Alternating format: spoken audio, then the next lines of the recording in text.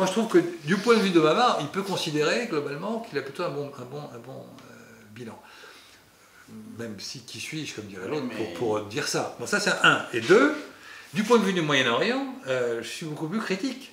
Parce que qu'il soit parti d'Irak, ça peut le comprendre, mais qu'il ne soit pas intervenu à certains moments clés en Syrie.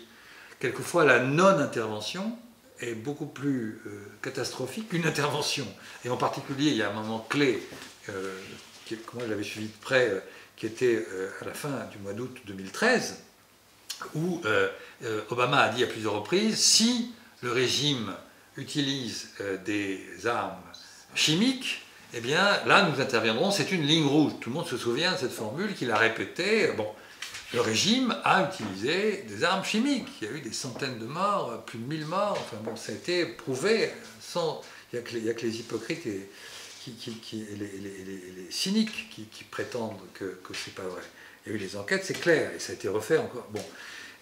Et donc, il y a eu une préparation militaire à ce moment-là, des Américains, des Britanniques et des Français. Nous sommes à la fin du mois d'août 2013. Et ça a été très loin, cette préparation. La logistique était prête. Les avions français, par exemple, étaient sur le point de décoller. Hein, vraiment, c'était... Bon. Et au dernier moment, alors les Anglais ont dit non. La Chambre des communes a dit non, parce que ça renvoie au souvenir, justement, de l'aventure britannique et des mensonges de Tony Blair à l'époque de l'Irak en mars 2003. Et donc, il y a un traumatisme chez les Britanniques. Et donc, ils ont dit non, on ne veut pas aller en Syrie. Et donc, il restait les Américains et les Français. Et les Américains, au dernier moment, ont changé d'avis. Et quand je dis les Américains, c'est vraiment Obama lui-même. C'est-à-dire que même le chef d'état-major américain était en contact avec le chef d'état-major français, l'amiral Guillot, et ils étaient en train de finaliser. On était à quelques heures, quoi. Et donc, le coup près tombe, un coup de téléphone à Hollande, et tout s'arrête. Évidemment, les Français ne sont pas allés tout seuls.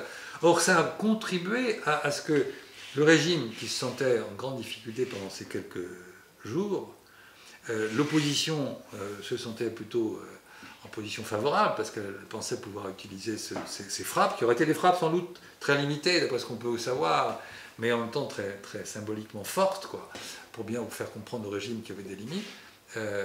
L'opposition donc s'est retrouvée nue quelques jours après. Daesh a pu expliquer que, vous voyez, on ne peut jamais tenir compte des paroles des Occidentaux, etc. Donc ça a complètement consolidé le régime de Bachar el-Assad.